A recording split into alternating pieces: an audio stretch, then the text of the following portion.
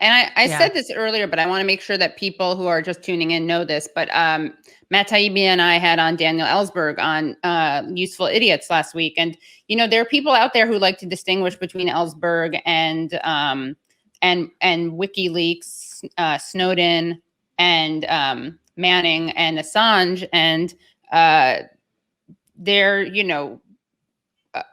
especially like Snowden and Manning, because they're the whistleblowers, not the publisher. But it's, Ellsberg supports all of them and is, an advocate for all of them. And people who try to draw some line in the sand as if he's on the good side and they're on the bad side, they are disagreeing with Ellsberg. So they should just know that. I think the interesting thing, one of the most interesting aspects about the British, sorry to turn it into this, but one of the interesting aspects about the British refusal to extradite Assange to the US, I feel like it's so amazing how even in his imprisonment, Julian Assange is still exposing so much about the US, because the reason they refused to extradite him is because they felt that he would face inhumane conditions in American prisons.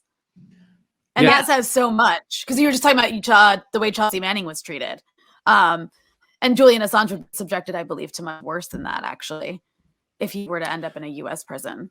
Yeah, and it's the same reason they didn't extradite Lowry Love, was because they said the U.S. has uniquely horrible prisons that these people, both Lowry and Julian, might kill themselves in.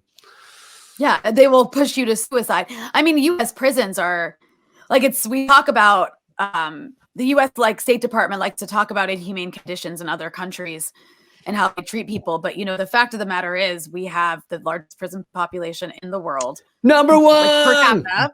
Number one. We lock up poor people for being poor and Black and poor and white and poor and basically everything else, disproportionately Black. We put children in solitary confinement in the U.S. Yeah. That is unheard of. We put children and we torture children. We put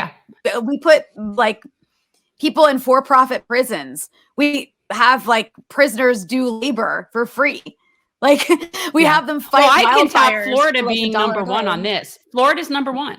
Florida actually direct files the most children as adults, prosecutes them as adults. And Florida also has the most number one for-profit prisons in the country. So yay, Florida. And people were given Biden credit for saying he was announcing he was ending private federal prisons.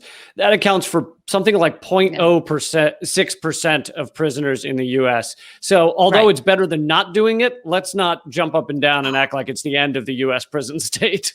Also, it was also just a reversion back to the Obama administration policy. The Obama administration actually did the same thing. They ended federal private prison contracts. Trump undid that.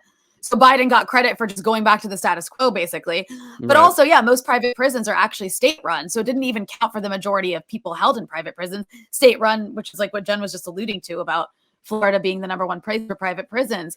But anyway, I mean, the fact that the UK, which is America's little bitch. I'm sorry, I don't know if I can say that here. Can I? I don't care. America's little bit. No, the United States, whatever. United States.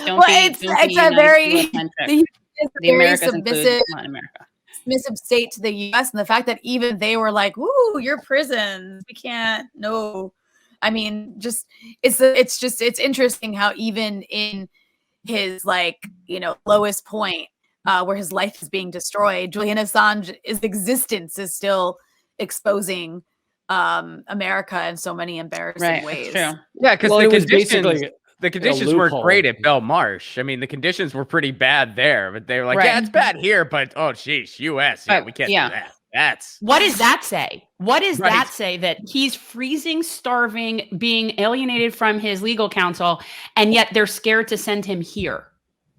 Yeah. We really are exceptional. American exceptionalism is real. It's just the opposite of the way that liberals see it. Thanks for watching.